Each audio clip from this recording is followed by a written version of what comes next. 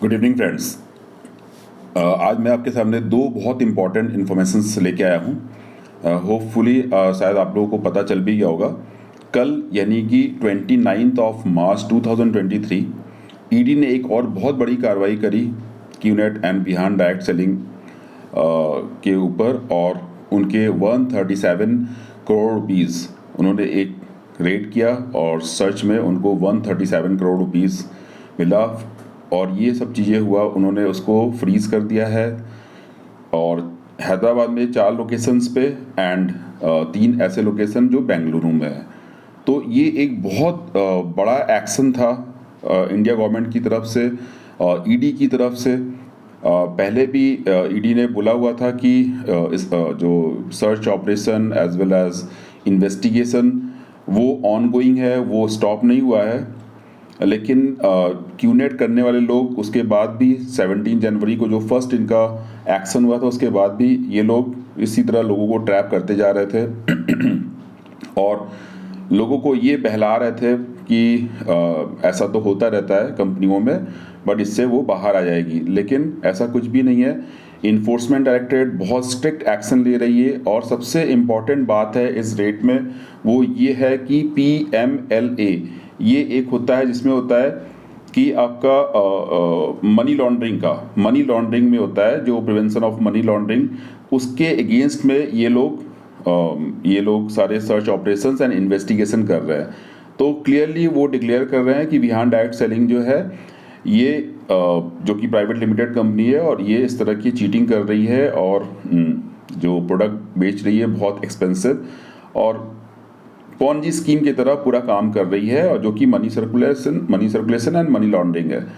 तो दोस्तों अब सिचुएशन ये है कि इनके अपलाइनर डे बाय डे जो कि अपने आप को बोल रहे थे कि बहुत बड़ा एक इंटरनेशनल बिजनेस है और इसमें आप करोड़ों रुपए कमाओगे, ये सारी चीज़ें उनकी एक के बाद ख़त्म होती जा रही हैं, झूठ होती जा रही है और पूरे दुनिया के सामने ये आ रहा है।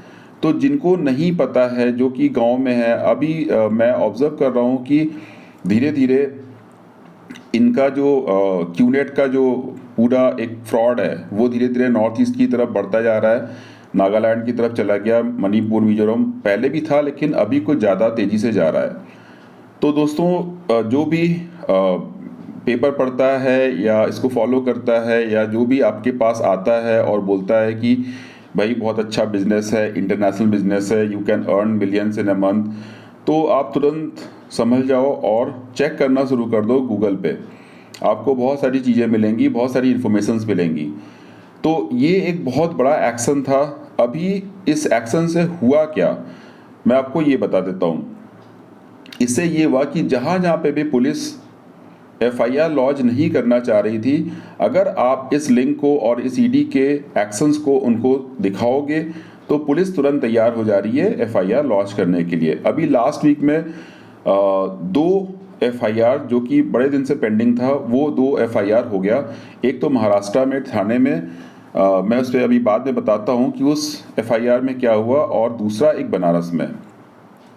और ये दोनों ही FIR हुए हैं।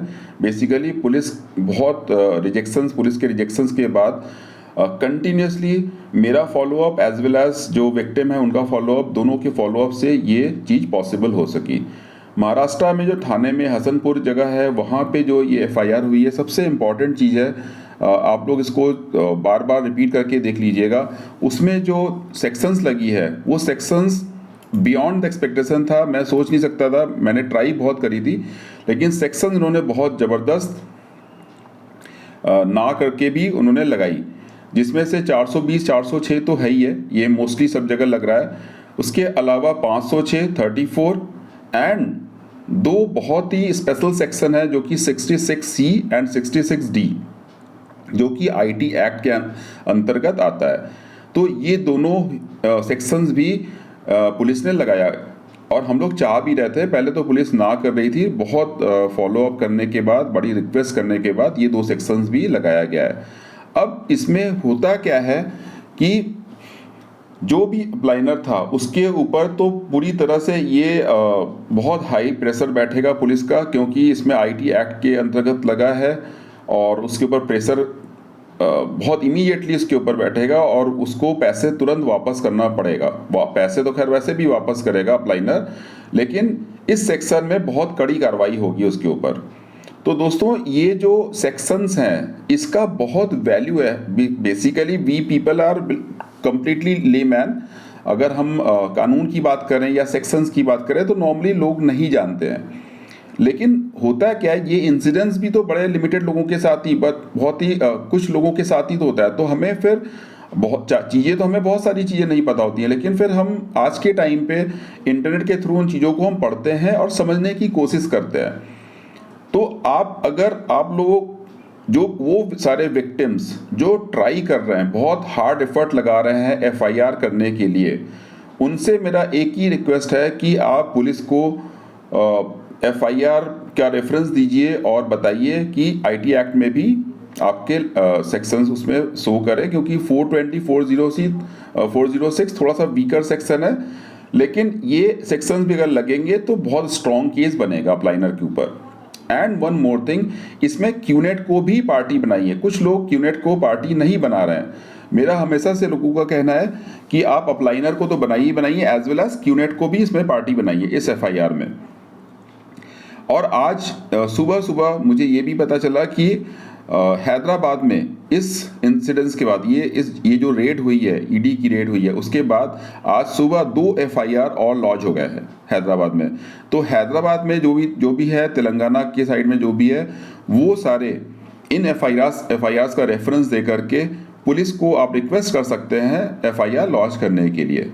तो 2 तरह की चीज़ें हुई हैं कुछ दिनों में। नंबर 1, ईडी की इन्वेस्टिगेशन 17 जनवरी में जो एक रेट हुआ था, इनके सीज हुए थे 90 crore rupees and 36 bank account को सीज कर दिया गया था। उसके बाद ईडी की इन्वेस्टिगेशन कंटिन्यूसली चल रही थी और उसका रिजल्ट कल देखने को मिला, जिसमें कि उन्होंने 137 करोड़ को फ्रीज किया है।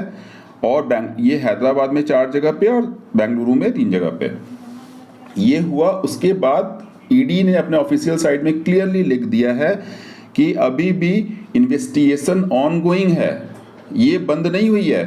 तो आप समझ सकते हो कि ये जितने भी ये क्यूनेट के जो लोग हैं, जो इनोसेंट लोगों को धोखा दे रहे हैं, उनसे बहुत ह्यूज मनी लूट रहे हैं। मैं इसको लूटना बोलूँगा, हाँ, झूठ बोल करके हर एक स्टेप पे झूठ बोलते हैं। इतना झूठ बोल के इनोसेंट लोगों को फंसा करके, उनकी मेहनत की कमाई ले करके, और फिर उनको 2-3 ऐसे पेपर्स हैं सेल्फ डिक्लेरेशन उनसे ले करके, उसके बाद उनके साथ इस तरह से व्यवहार करते हैं। जैसे ही उस बंदे को पता चलता है कि भाई उसके साथ ठगी हो गई है और वो जब अपने पैसे मांगता है तो उसके साथ इस तरह से बिहेव करते हैं, जो कि मतलब मैं आपको बता नहीं सकता हूँ। मेरे पास कुछ ऐसे रिपोर्ट्स आई हैं, उसमें ये विक्टिम ने ये बोला है कि जैसे उसको पता चला, उसने जब भी पैसे मांगे उन लोगों ने उसका फ़ोन तक उठाना बंद कर दिया। इवन उसको उनके एक व्हाट्सएप ग्रुप होता है उससे निकाल दिया और कोई भी उससे बात करने को तैयार नहीं था। लेकिन जब वो मुझसे मिला तो मैंने उनको यही बोला कि वर्बली बिल्कुल बात मत कीजिए, जो भी करना हो आप रिटर्न ईमेल में कीजिए। और जैसे ही वो रिटर्न ईमेल में शुरू करते हैं तो सबसे पहले वो जो पैसा, जो रिमेनिंग मनी जो ये अपने जेब में रख लेते हैं, वो पैसा सबसे पहले मैं विक्टिम से बोलता हूँ मांगने के लिए थ्रू ईमेल। वो जैसे ही मांगा जाता है तो उसके बाद उनकी 2 चीज़ें होती हैं। नंबर 1, वो बोलते हैं कि मेरे सीनियर से बात कर लो। दूसरा, वो एक ऐसे ही फर्जी हिसाब देते हैं और फर्जी हिसाब देने के बाद बोलते हैं कि हाँ थोड़ा सा पैसा बचा है वो हम आपको वापस दे देंगे। तो ये 2 काम ये करते हैं।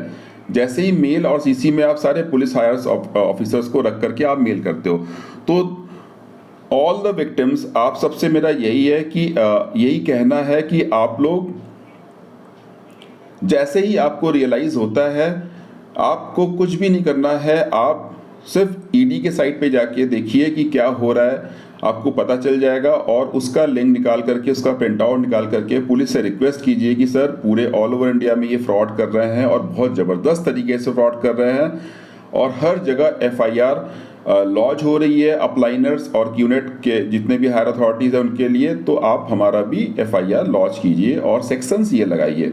आप अगर ये करवा लेते हो, मैंने बहुत सारे लोगों को बोला और उन्होंने मेरी बात को बहुत ही सीरियसली लिया, और लेने के बाद उन्होंने सब कुछ छोड़ दिया, यूट्यूब देखना बंद कर दिया और वो सिर्फ एक ही फोकस पे, वो उनका कंसंट्रेशन सिर्फ एक ही जगह पे फिक्स हो गया, वो था कि कैसे भी करके एफआईआर लॉन्च कराई जाए। मैं बार बार क्यों बोलता हूँ एफआईआर लॉन्च कराने को? बहुत क्वेश्चंस आते हैं मेरे पास कि हाँ सर मैं एफआईआर लॉन्च कराने को इसलिए बोलता हूँ जिससे कि हमारी जो कानून व्यवस्था है, हमारी जो पुलिसिंग है, हमारी जो इन्वेस्टिगेशन एजेंसीज है, उनके पास आपकी कंप्लेंट एक रिटन एंड डॉक्यूमेंटेड फॉर्म में, जो कि हमारा संविधान है फर्स्ट इंफॉर्मेशन रिपोर्ट की तरह उनके पास वो रजिस्टर हो जाए, जिससे कि कल के डेट में आप अगर अपने एफआईआर का स्टेटस जानना है तो वो आप बहुत इजीली उनसे मांग सकते हैं। अगर पुलिस से नहीं मांग सकते तो आप कोर्ट से पूछ सकते हैं कि ये एफआईआर नंबर है, इस एफआईआर नंबर का क्या हुआ। तो और जिसके अगेंस्ट में एफआईआर हो रहा है, आप सबको शायद ये पता होगा कि एफआईआर किसी के अगेंस्ट में होना एक बहुत बड़ी बात होती है।